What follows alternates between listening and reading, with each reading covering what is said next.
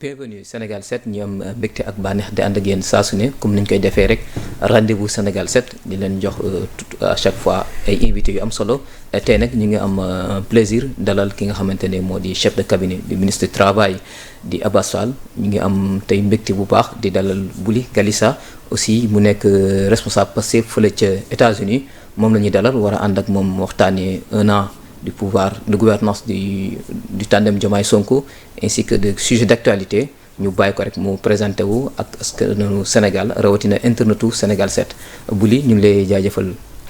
Voilà merci beaucoup Falil pour cette invitation bi nga xamante ni moom nga ñu jox tey opportunité. ñu ñëw waxtaanee les 1 an du pouvoir Diomaye le tandem Diomaye Sonko mais aussi des membres de son gouvernement surtout le ministre de tutelle dans le département dans lequel j'évolue le ministère du travail et de l'emploi et les relations avec les institutions donc di la ci sant di la ci gërëm vraiment di aussi saluer borom kër gi di saluer toute la chaîne de Sénégal 7 mu nekk kër gu ñu miin te di am mbégte bu baax a baax a baax. te fas yéene incha allahu rabi indi ay leeral ci li nga xam ne jërëjëf yow tamit ñu ngi lay jaajëfal bu baax a baax temps bi xat na rendez-vous bi bëri na. agenda bi doon na lu yomb waaye ut nga xat-xat ñëw répondre à notre invitation. tout à fait comme ni nga ko waxee rek 1 an de gouvernance mars 2024 mars 2025. après presque près de 10 ans Pastef di conquérir le pouvoir. mu doon des épisodes douloureux aussi des épisodes extraordinaires. tey jii noo dundee conquête pouvoir bi. waaw tout d'abord dama lay remercier ci opportunité bi parce que nee naa dans la vie même yàlla sunu borom.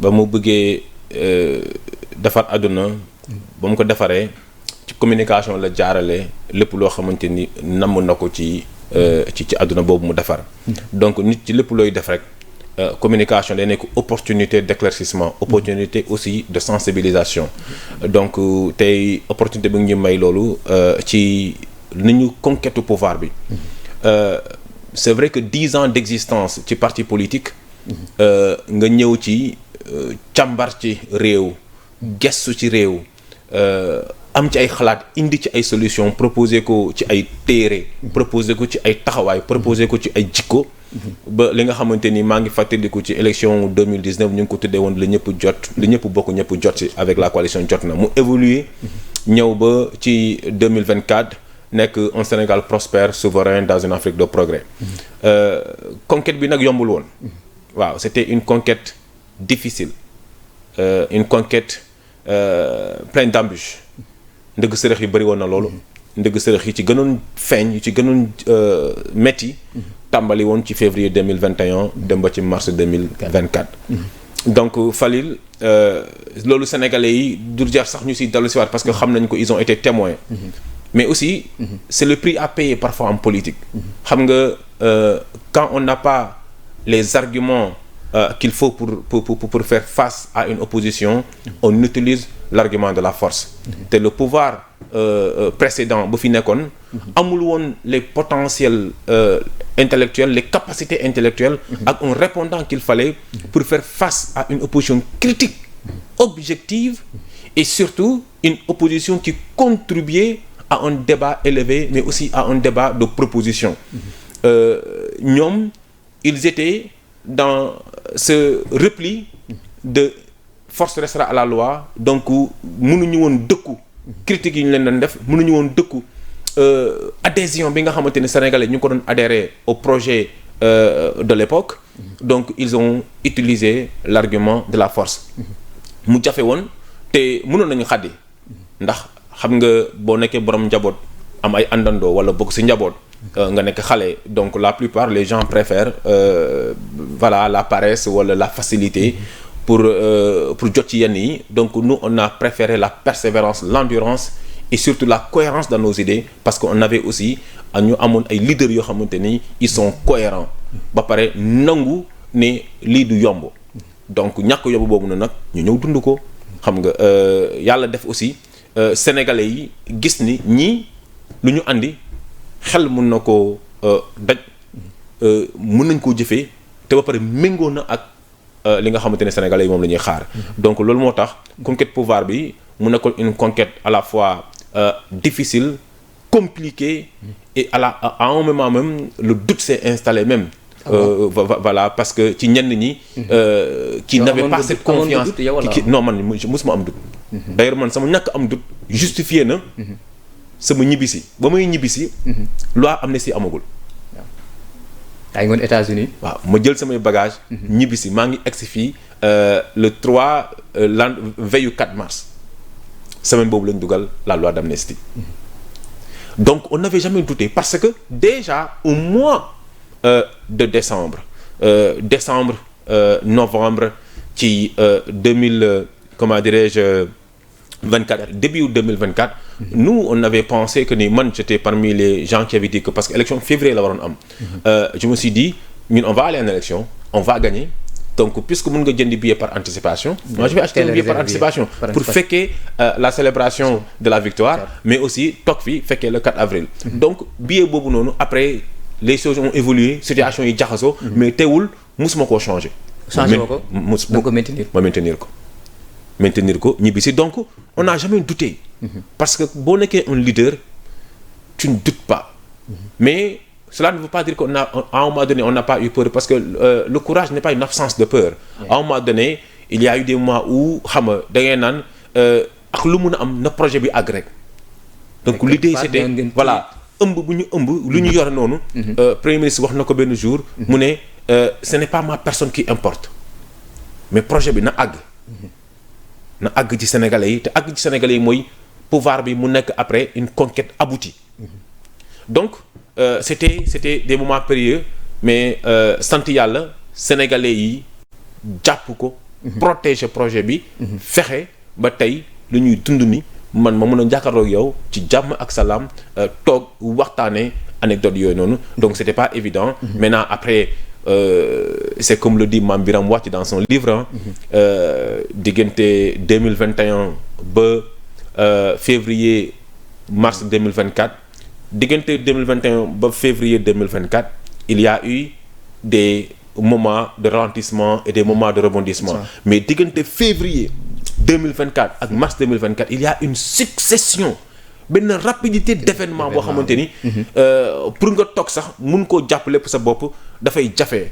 moment boobu moment d'accélération bi doy waar la. ndax lépp ci la dugg. diggante février 2021 surtout di à partir du 5 février. ba le période boobu noonu. Effectivement lan moo la ci gën a marqué loo xamante ne dina gravé na sa mémoire. nee na moom la gën a marqué te gravé na ma parce que boo fàttalikoo. Discours Macky Sall le 3 février discours report bi.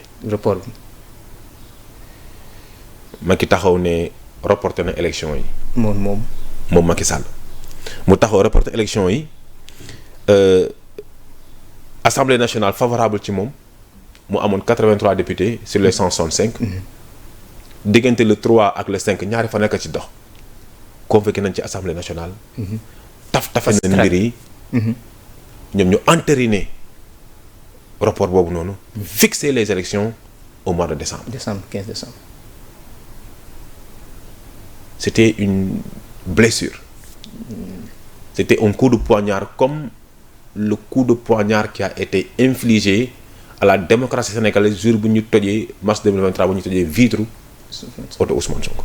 Premier ministre. même sentiment boobu nga amoon ba ñu tojee vitre Ousmane Sonko. Oui, ce jour-là. Je me suis senti poignardé. xam nga dañuy naan am na rey yoo mën a rey nit te musoo koo jam paaka directement. wala musoo koo flingué mais da nga koy teg naqar goo xamante ni. mun na dee intérieurement. Dans l'âme il est mort. Ce jour-là. Comme beaucoup de Sénégalais beaucoup d'Africains. C'était une mort c'est-à-dire les gens marchaient morts vivants. Parce que la démocratie sénégalaise venait d'être éclaboussée. Elle venait d'être mise. À part xam nga vitre boo toj la woon verre boo toj la woon mais le courage et la détermination du peuple sénégalais et de sa diaspora a fait que toutes ces particules wala toutes ces parties de ce verre là ont été rassemblées. Donc même blessure bi la ñu am ci le 3 février diggante le 3 ba le 5 février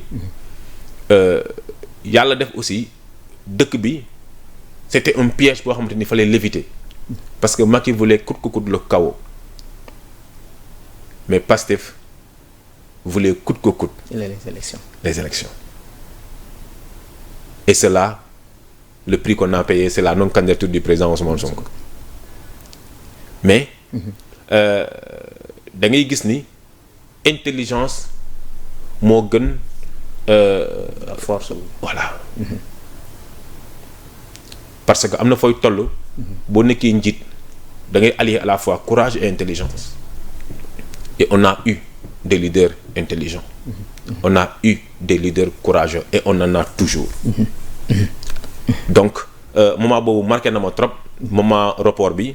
Et beneen élément bu ma gën a marqué c'est le courage aussi qu'a eu le conseil constitutionnel. Parce que kenn xaaru leen woon. Il faut le reconnaître quand même. Ouais, kenn xaaru leen woon. non kenn xaaru leen woon. waaye alerte bi nit ñi doon gën a am sax. fa la doon jógee il fallait voilà. justice bi. parce que lu bëri li nit ñi jot a def. ci sous le magistère de Macky Sall. a été validé par la justice. parce que aujourd'hui si Mame Mbaye Niang n'est pas dans ce pays-là. justice moo ko mayoon ne y a un faux rapport boo xamante ne dafa amoon alors que c'était un rapport réel. mais cette sortie inattendue du conseil constitutionnel en l'occurrence de son président monsieur Badio avait réveillé un sentiment de fierté ci Afrique ci àdduna bi ci Sénégal.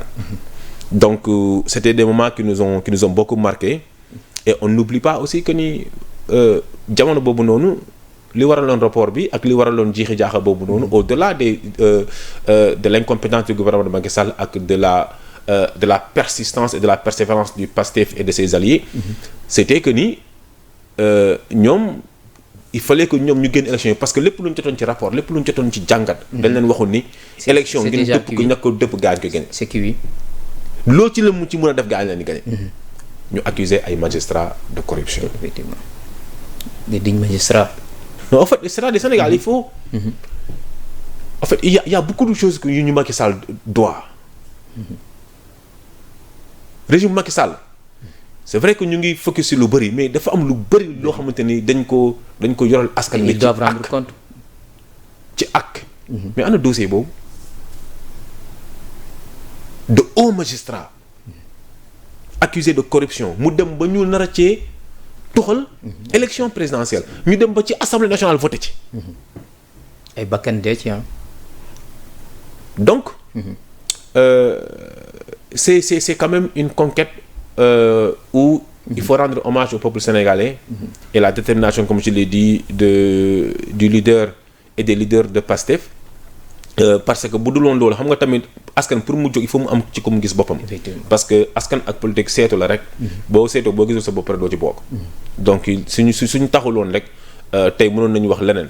mënoon nañu dëkk ci monarchie mënoon nañu dund ci situation boo xamante ni élection ni ko neex la ko ni mu neexee woon Macky Sall noonu lay amee ku mu bëggoon mu gagné kooku moo doon gagné ku mu fa bëgg a teg kooku moo fay tegoo. mais askan Sénégal ne leen ñun nit mosu ñoo tànnal ñoo mos a tànnal suñu bopp te ñun ñooy continuer tànnal suñu bopp. donc ci parti boobu noonu. ci parti conquête bi.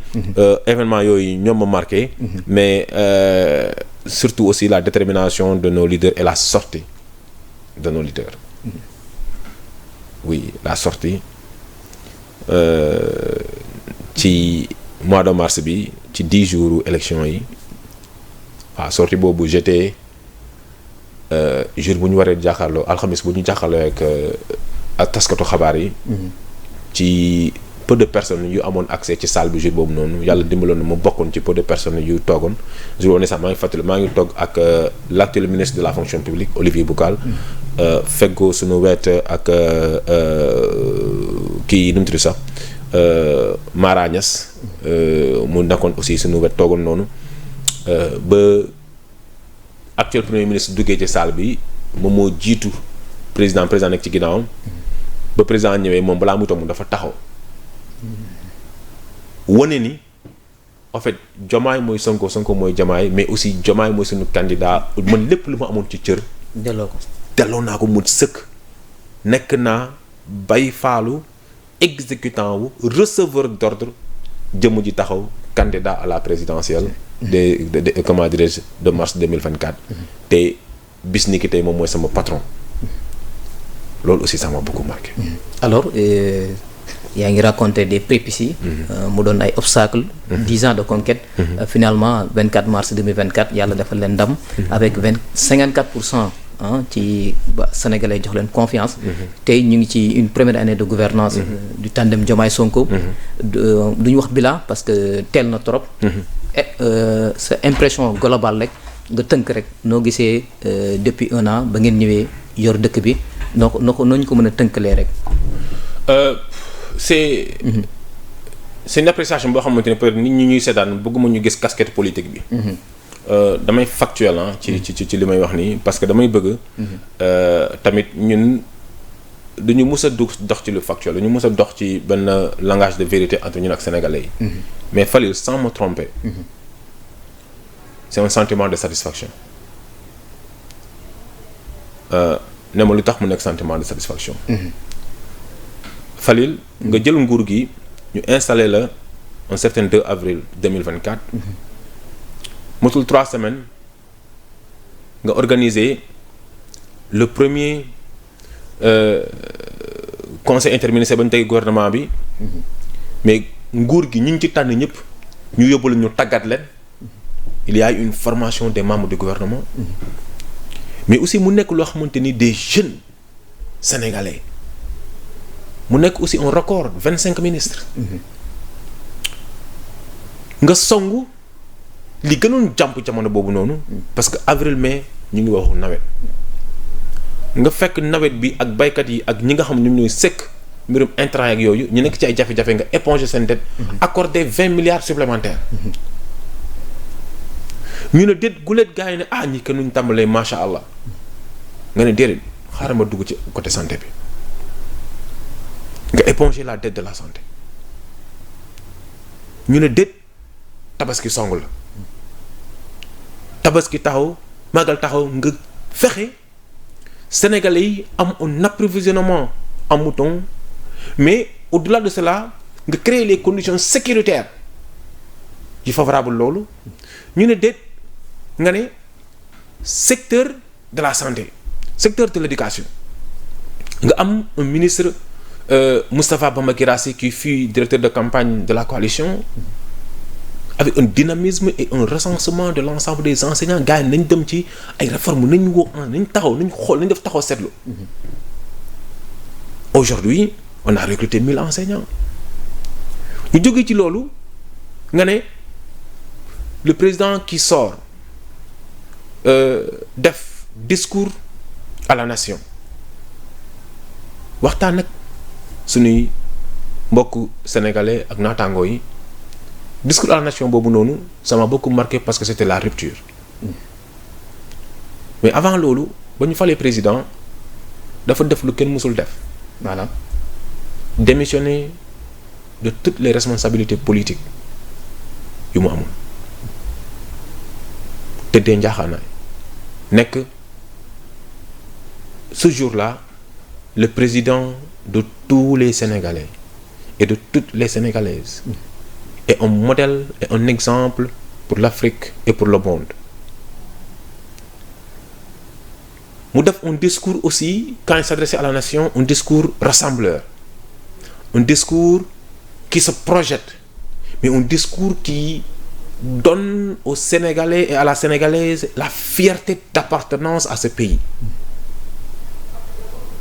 ba pare mu teg jéego mu ne wàllum yoon wàllum justice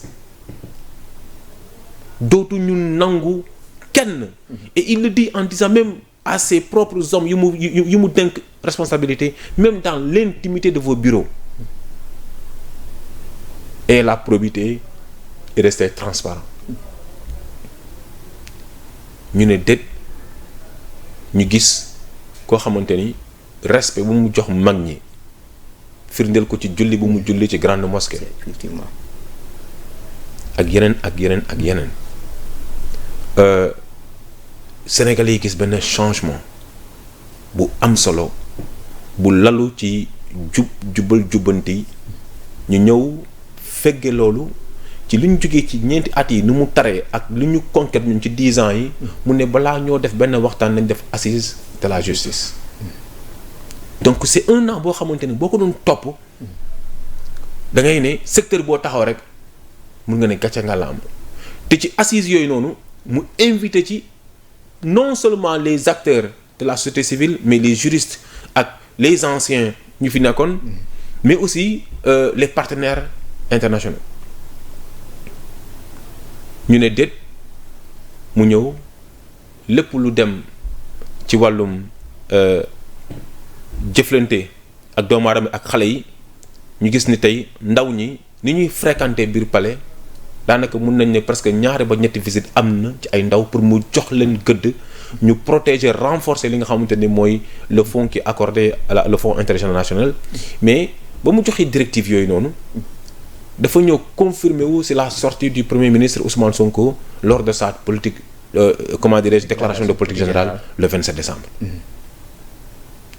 on retrouve un gouvernement en phase mais un gouvernement de proximité c'est-à-dire élu bi wala ki nga xamante ni moom la ñu dénk yow mandataire nga mandat bu la jox mandat boobu noonu waratu la sori waroo ko sori daf noo ko mën a jege ko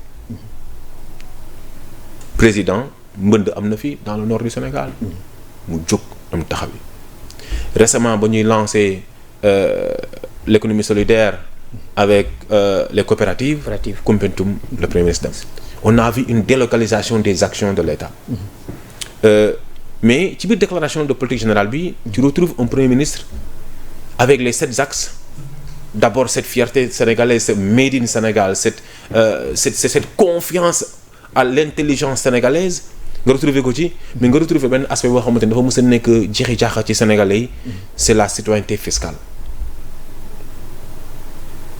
mu ne on va faire payer tous les Sénégalais mais on va faire payer moins les Sénégalais. ça veut dire que ni tey Sénégalais yi nañ ci war a dugal seen loxo. mais bu kenn ragal l'impôt. l'impôt dafa baax. waaye nag lu ñu ñëw teg Sénégalais yi lu ñu antanul. mais loolu lépp dafay jaar ci pédagogie dafay jaar ci sensibilisation dafay jaar ci xam lan mooy njëriñu l'impôt boobu noonu. mais aussi mu xam ne le commerce. maanaam njaay kese. fan ngay dem jënd ji Chine ngay dem jënd ji. ci biti ngay dem jënd ji. nga ñëw di jaay fii le commerce ne développe pas le pays industrialisation mooy développer pays. ñu taxaw aujourd'hui sur l'axe à travers l'agenda de transformation nationale vision Sénégal 2050 ñu dëxëñ ci l'industrialisation de ce pays-là et qui va être axé sur les 8 pôles mais au-delà de cela aussi fexe ba fii ak 2029 plan quinquennal bi nekk en action. mais projection yi ñu am muy que ni fii ak 2050 Sénégal nekk un pays industriel. fii ak 2050. et un pays industriel. mais loolu du tey industrie dañuy commencer parce que commencé nañ déjà boo xoolee tey taxawaayu Petrosen boo xoolee tey taxawaayu SAR. raffinage. waaw donc nga xool tey côté électricité bi. nga xool tey li ASER di def. donc il y a eu déjà des actions concrètes. on a quitté le côté folklore le côté xam nga da nga doon gis bu nit ñi dem fenn xartum yi ak yooyu xam nga day daw léegi tu vois une population qui s'assoit qui est assise qui écoute et qui interviennent mais il y a des actions concrètes qui ont été déjà faites Sénégalais yi commencé nañu gis un ouf de soulagement mais on a oublié la réduction des denrées de première nécessité mburu 175 dañ ko fekk en juin 2024 voilà. xam nga aujourd'hui électrification du monde rural. donc il y a assez d'éléments aujourd'hui qui prouvent cette satisfaction que moi j'éprouve par rapport à l'an 1 du tandem Diomaye Sonko et au-delà de cela aussi li ma apprécié tam bokk na ci l'intégration de la langue anglaise dans le système éducatif. une langue internationale. Tout à fait. Et surtout aussi éponger récemment la question des 12 milliards de la bourse des étudiants. loolu tamit vraiment jéego bu am solo la parce que université boo ko bëggee stabiliser rek fexeel ba bourse yi di ñëw à temps bu ñëwee à temps rek. donc day réduire lu bari. donc da ngay gis politique d'anticipation bi nga xamante ni ñu ngi koy def. te mu lalu ci benn cohérence lu ñu mus a wax mooy que ni du ñu dig nit ñi lu ñu mënul. mais dinañ def lépp. ba def loo xamante ni nit ñi xalaatuñu woon ne mën nañ ko. yaa ngi cité actes yu fort ngeen posé. aussi tamit daanaka des na tamit. waaw mais noonu la. bu ñu matale woon lépp. dañuy nekk ay peut-être ay extraterrestres la ñuy nekk. surtout dund bi yaa ngi doon wax y a des pays des denrées yoo xam te ne wàññi nañ ko. bien sûr tamit ñu ngi xaaral tamit ñu wàññiwaat yeneen denrées tamit. bien sûr d'ailleurs il va y avoir déjà comment dire le conseil national des consommateurs va se réunir.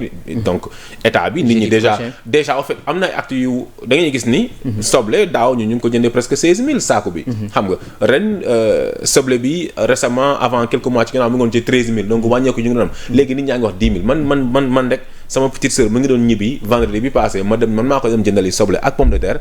xaaju saako soble maa ngi ko jëndee 5000 francs. xaaju saako pomme de terre maa ngi ko jëndee 4000.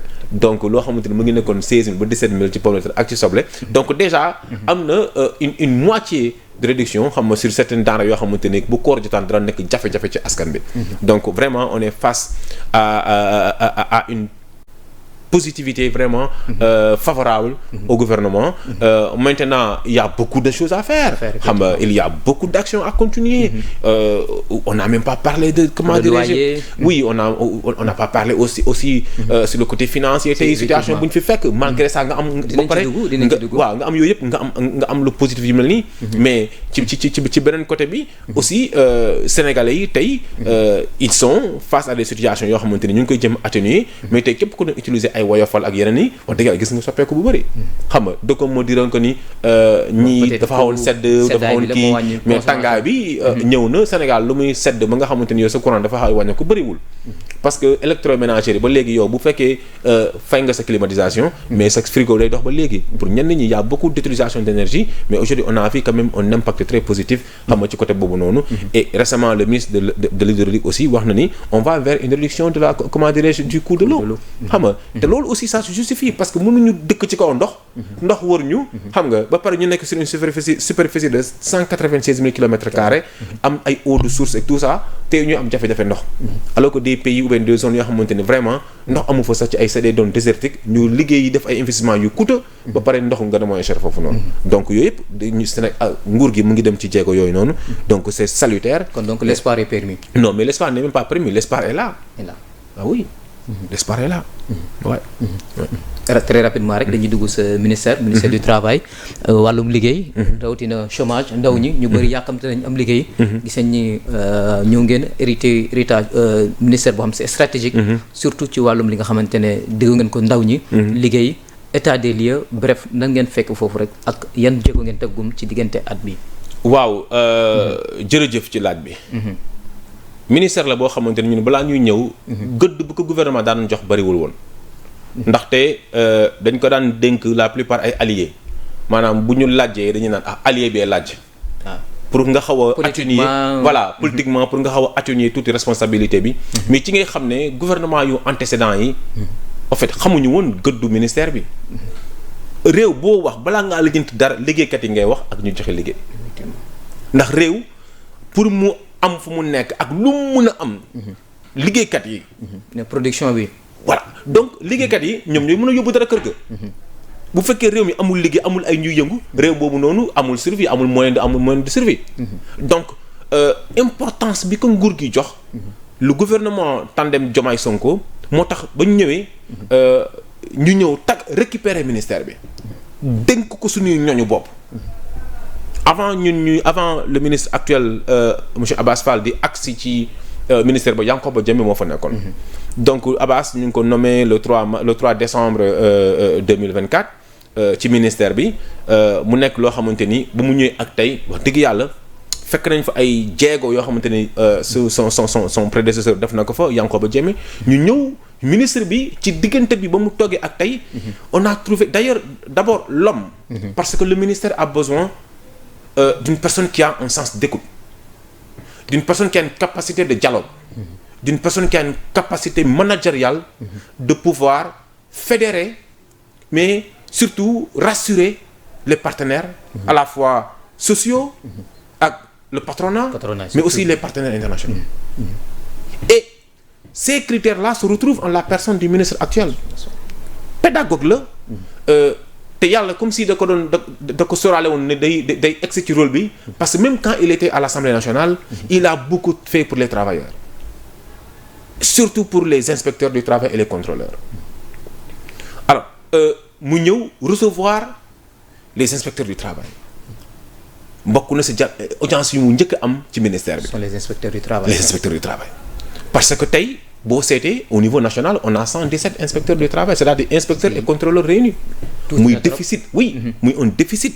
xam nga tey mu bokk ci managementu ministre bi fexe ba nombre boobu évoluer mais aussi seen condition de travail mu gën a baax mu gën a ñoŋ pour que ñoom ñu mën a def face vraiment à la demande comment dirais-je de la charge bu ñu leen jox. parce que tey boo seetee li ëpp li ngay dégg ci inspecteur du travail yi wala contrôle nit ñi dañuy dem ba yaakaar ne sa inspecteur du travail contentieux kese la ñuy régler. alors que dañu war a def contrôle dañu war a def inspection dañu war a. contentieux bi sax dafa des. mu ngi noonu. tu vois parce que tout simplement. li fa nekk ci effectif. matewul mais liy ñëw ci contentieux bëri na bëri goo xamante ni présence bi nga war a def ci terrain bi. dafay daal di néew doole. ministre bi tey rassurer leen ci collaboration bi rassurer leen ci accompagnement rassurer leen ci jëflante bu ñu war a jëflante parce que importance capitale bi nga xamante ni. le président de la République Bassirou Diomaye Faye et son premier ministre le premier ministre Ousmane Sonko jox na ko. ministère bi nga xamante ni mooy le ministère du travail de l'emploi et des relations avec les institutions. muy lu am solo te bu leen fàtte aussi institutions yi nga xamante ni da koy lëkkaloo ak moom maanaam. tey lépp loo xam ne ñu ngi ko war a def assemblée nationale nguur gi war fa teew ministre bi dafay teew. xam nga bépp bataaxal boo xamante ne dañ ko war a yónnee député dañ ko war a yónnee nguur gi ci ministère bi lay jaar. ci déri lay jaar. ginnaaw loolu. nga gis ni patronat bi ak travailleurs yi. situation bu conflictuelle situation bu conflictuelle bu fi doon nekk. daanaka exploitation bëri na ci industrie yi. surtout étranger yi. tout à fait mais man balaa mooy say ñëw ci côté ay étranger yooyu. mais da nga doon gis ni. dialogue bi da doon xaw a sooxe. dialogue bi da doon xaw a sooxe. nga gis ni xoolal diggante février. diggante le 27 février ba le 6 mars. li fi am ci waxtaan.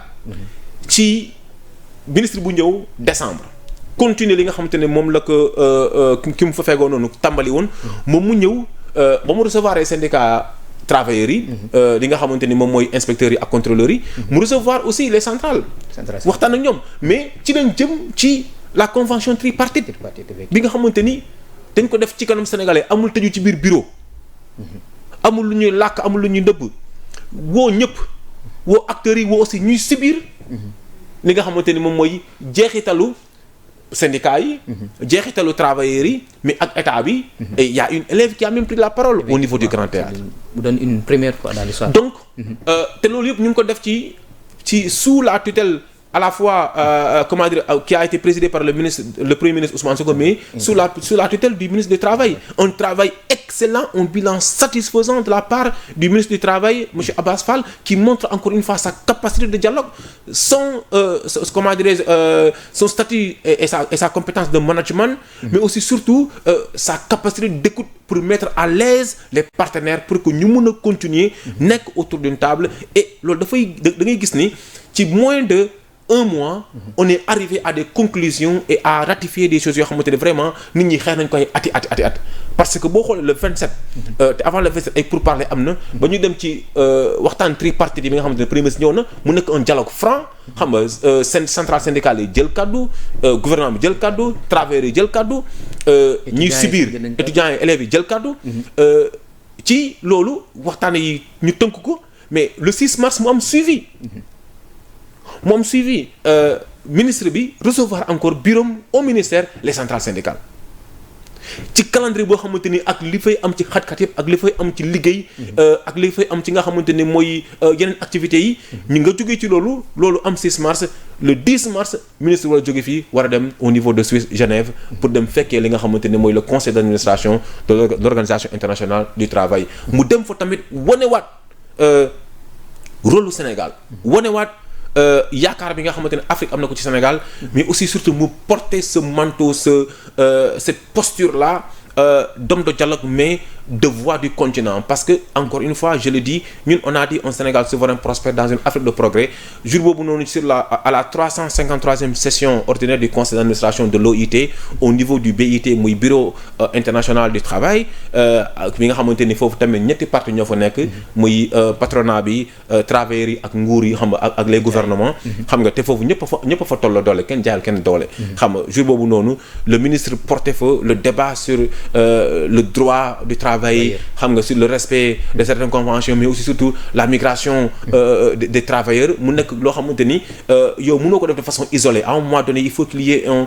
mouvement d'ensemble du continent et ce jour-là il a porté la voix du continent et mu am ci benn satisfecit xam nga ci conseil d'administration bi nit ñi gis vraiment un Sénégal qui reprend toutes ses lettres de noblesse comme ni ma ko waxee rek ba pare ministère bi aujourd'hui da ngay gis ne ni ñuy waxee ci ministère du travail daanañu woon waxee noonu ci ministère du travail nit ñi bu njëkk ba casse bi kese la doon gis ci ministère du travail mais production yi ak intervention ak contribution yi nga xamante ni liggéeykat yi mu fa fekk collaborateurs yi mu fa fekk ak moom management am vraiment tax na ba tey ministère bi amaat gëdd bu mu waroon am mais aussi lépp loo xamante ne yelloo na ko nguur gi fexe ba tey ñu fexe ba jox leen ko doole leen ko pour que ministre bi tey mission mu ñu ko fa dënk mu réussir ko tey mu ngi continuer ci loolu da ngay gis ni loolu li koy firndeel aussi mooy collaboration bu mu am diggante moom ak représentants yi nga xamante ne mooy sax suñu syndicat suñu biir te au niveau du ministère du travail xam nga le syndicat des inspecteurs et des contrôleurs tey vraiment ñoom tey amoon na nu mu doon demee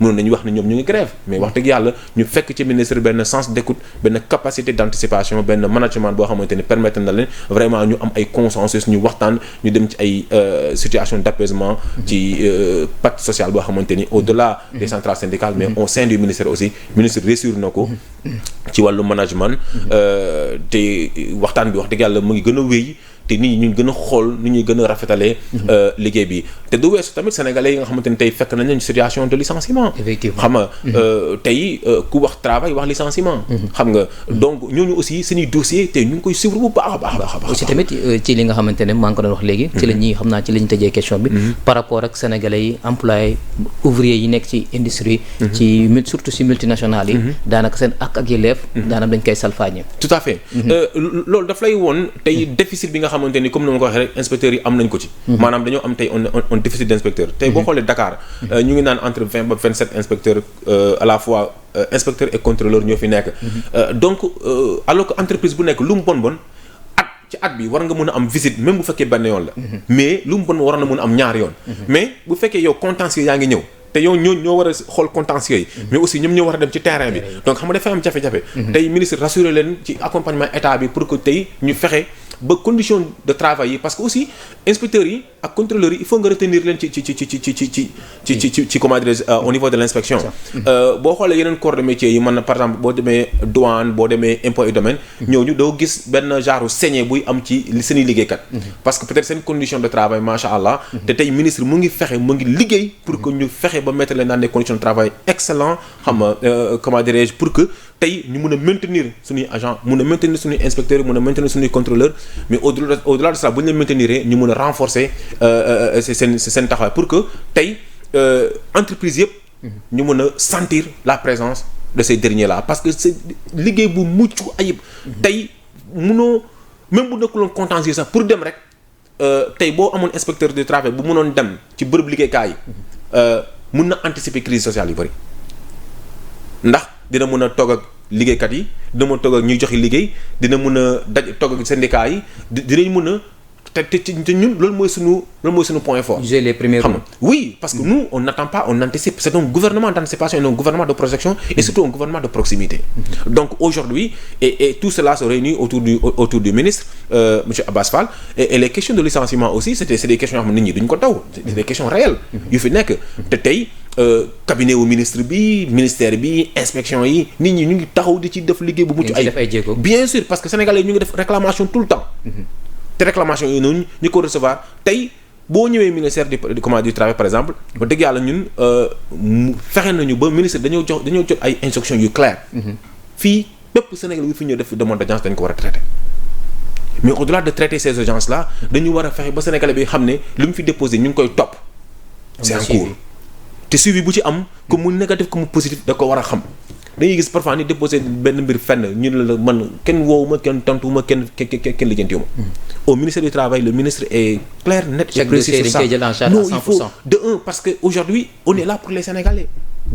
da ngay ñëw da ngay fekk liggéey boo xamante ni da ngay naan bu njëkk ba cabinet yi. léegi ku am problème n'importe quelle structure bu mu nekk bu ñëwee dina am audience dina toog dina wax problème. mais parce que aussi les audiences sont organisées. xam nga mais aussi il y a l'inspection est là.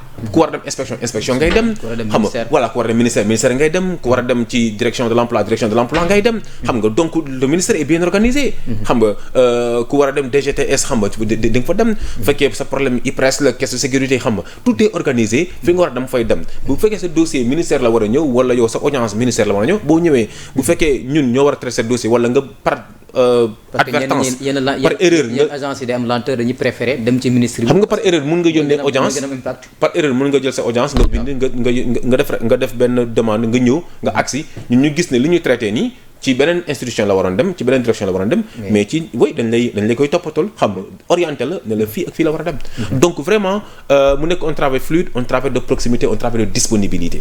xam nga les gens sont disponibles et les acteurs aussi vraiment ont vraiment permis d'avoir un cadre de dialogue xam nga qui a permis aujourd'hui d'avoir ce pacte social là. parce que ñu bëri ñu ngi doon xalaat ne parce que ñu bëri loolu la ñu doon xaar. xam nga yaa ngi gis début mois février bi gars yi naan xoolal syndicat yaa ngi waaj dem grève gars yi nii nangam mais tey.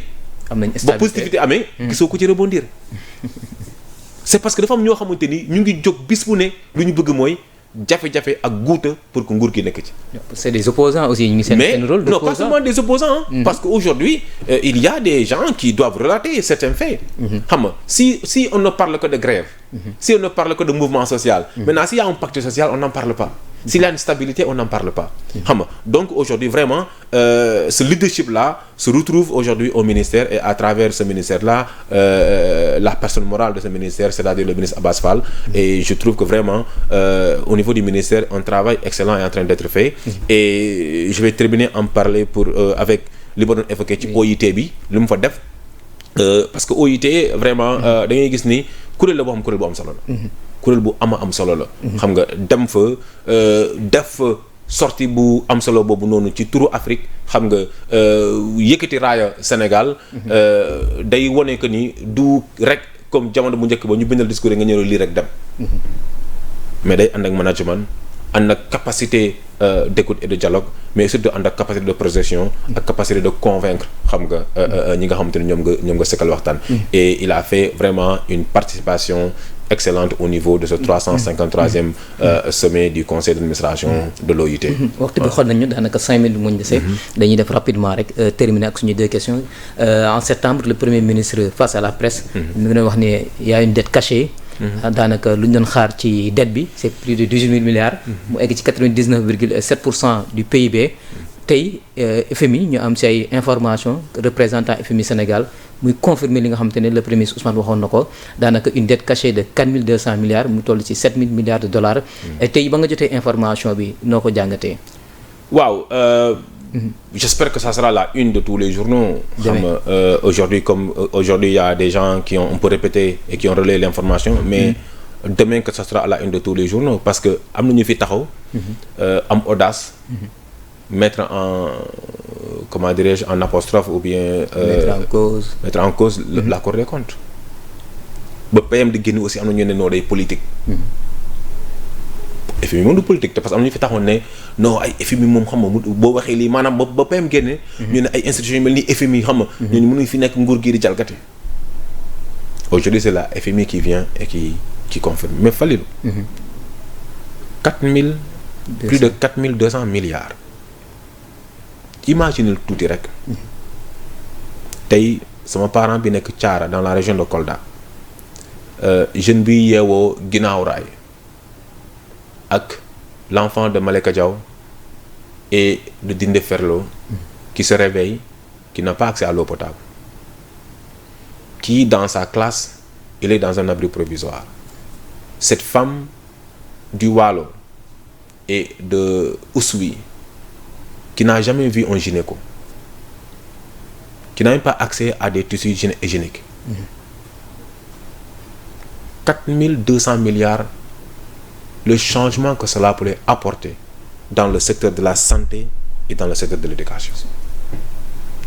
On aurait des plateaux médicaux partout au Sénégal, dans les 14 régions, équipés, bien faites, avec toutes les commodités qu'il faut. Mais aussi, on aura respecté, comment dirais-je, les dispositions de l'OMS, Organisation mondiale de la santé, sur une population qui atteint 70 000, mais aussi la proximité, c'est-à-dire la santé de proximité. C'est au cœur de notre programme. La santé de proximité, l'administration de proximité, l'école de proximité, les infrastructures de proximité. Tey une université avec 2 milliards 500, maximum 3 milliards, tu as une université top. 4200 milliards. ñu ne la kenn xamul fuñ ko dugal. kon xanaa ñu doon wax 1000 milliards mu nekk ci compte ñooñu xanaa léegi dañuy noppi.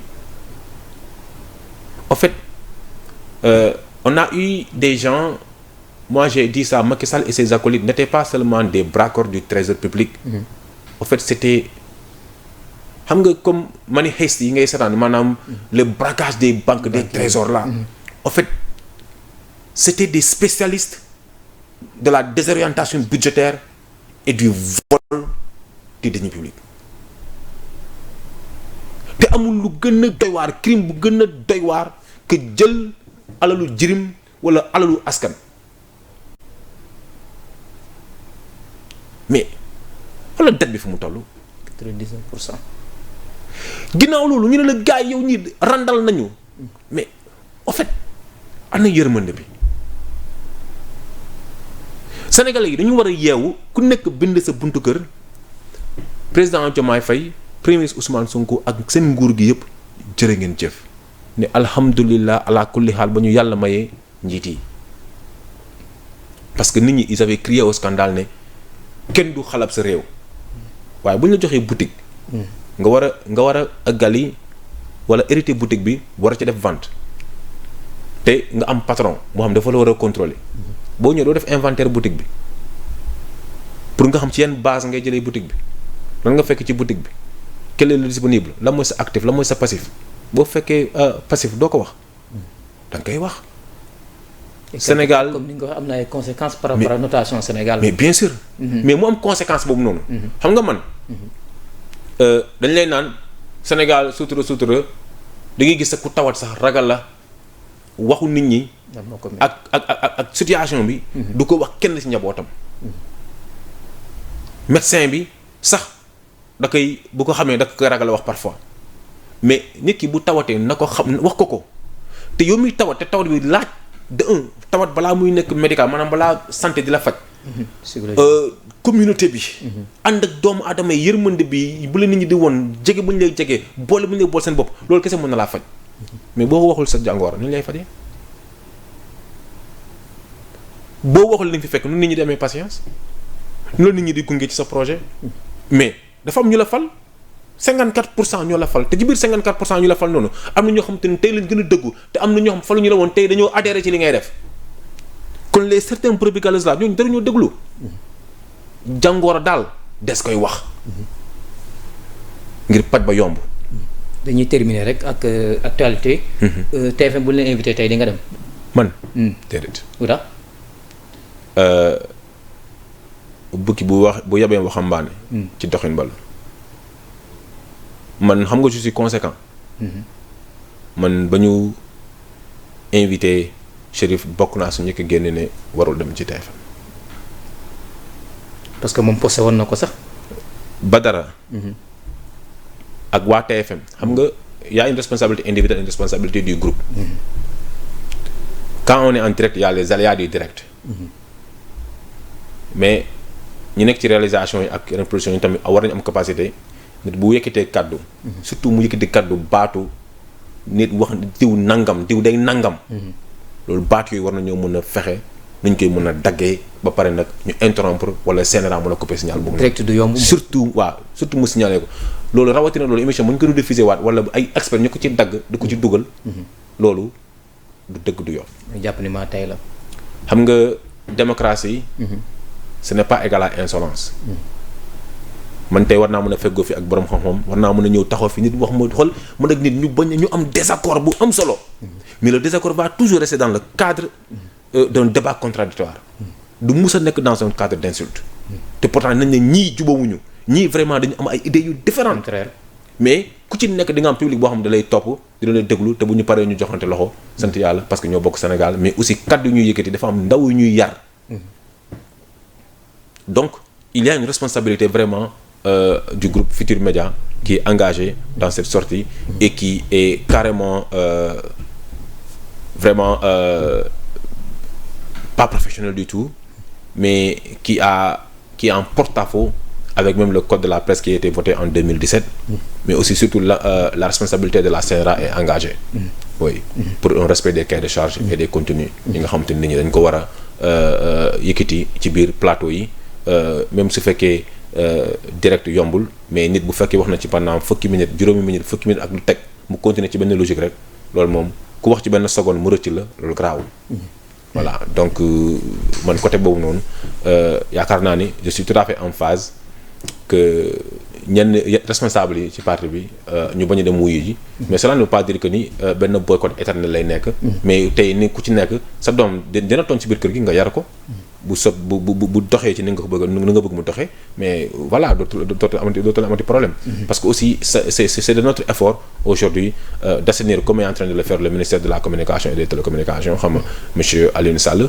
d'assainir le secteur et il y a des instances qui sont là qui sont habilitées à faire respecter les cahiers de charge des uns et des autres merci beaucoup kon donc heure bi dab nañu fii la ñuy yem ak yéen rek di leen jaajëfal ci internautes aussi di remercier suñu invité bi Bouly Galissa mu doon waxtaan bu am solo ci li nga xamante ne mooy un an de gouvernance ci ministère bu mu yëngatu di fàttali rek moom mooy chef de cabinet du ministre du travail Abass Fall moom lañ doon dalal tey di leen jaajëfal ñu bàyyi ko rek moom tamit mu nuyoo tàggoo ak yéen Bouly ñu bàyyi la nga tàggatoo ak cher invité wu Sénégal 7 waaw di jaajëfal Sénégal 7 bu baax a baax di profité di remercier cabinet bi yëpp cabinet ministère bi di remercier suñuy naataango yi fa nekk ñu ñuy sekkal liggéey bi yëpp di remercier encore une fois suñu ministre ci collaboration bi ci liggéey bi parce que yombal nañu liggéey bu baax a baax lépp lu ñu fa war a def ñu ngi koy def sans pression donc di remercier diaspora bi sénégalaise bu baax a baax ndax aujourd'hui on est à la fois un produit du Sénégal un produit de la diaspora donc di sant di gërëm te lépp lu fi jub rek ngeen xam ne yàlla suñu borom la